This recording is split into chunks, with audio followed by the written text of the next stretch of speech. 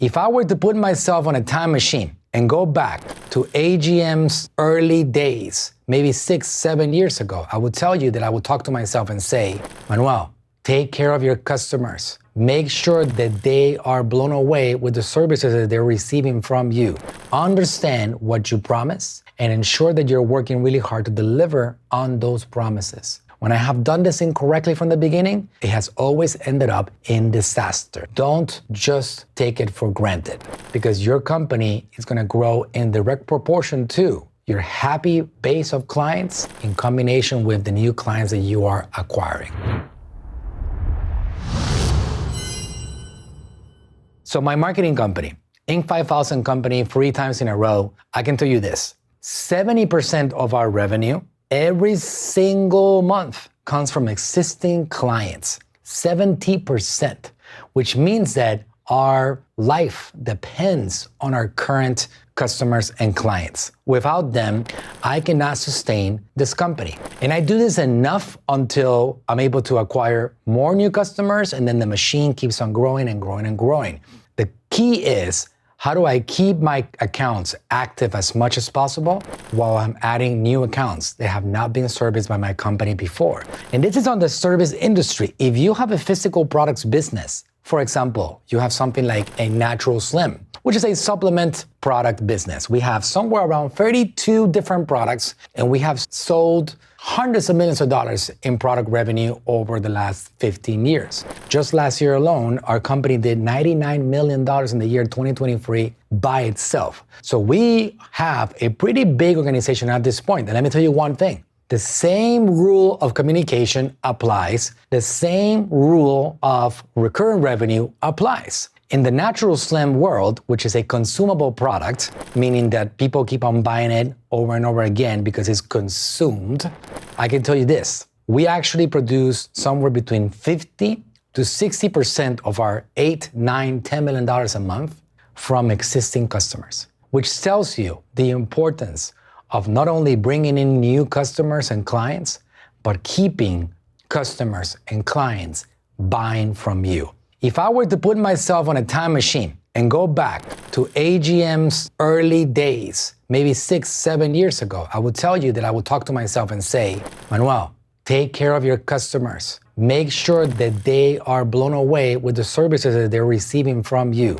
Understand what you promise and ensure that you're working really hard to deliver on those promises. Don't just take it for granted because your company is going to grow in direct proportion to your happy base of clients in combination with the new clients that you are acquiring. So that's a lesson that I want to share with you because I would be at a different level as an organization if I would have ensured early on in the days of attention-grabbing media that I was more focused on delivering high-quality services to my clients that would have stopped me from losing some of these accounts that I would still have on board paying me month after month after month and part of my 70% recurring monthly revenue. So these are things to communicate to you the importance of these client relationships, communicating to your clients, whether that's customers that buy your products consistently and keeping them happy and buying products again, plus taking care of the expectations that they have for your products, for your services, and what you did promise to them before they opened up their wallets. Setting the right expectations is essential. People want to know what to expect. I really do like to underpromise and overdeliver because the game of business requires patience. So when you underpromise, it buys you a little bit of that patience and they understand. So when somebody commits to the game with you because they believe in it, they're able to let you do your magic. And that's what it's all about, right? Marketing magic. So setting the right expectations is absolutely crucial at the beginning of any journey. And this is something that is applicable across any industry. When somebody buys, let's say, a weight loss program from you, you want to make sure that you set the correct expectations. Let's say that you tell them they're going to lose 10 pounds a week. Well, if they only lost half a pound or they lost no pounds, what's going to happen? How long are they going to last being serviced by your business? They're not going to last very long, right? So setting the right expectations from the beginning in regards to when can they expect to see results, when can they expect to see a product is absolutely essential. When I have done this incorrectly from the beginning, it has always ended up in disaster.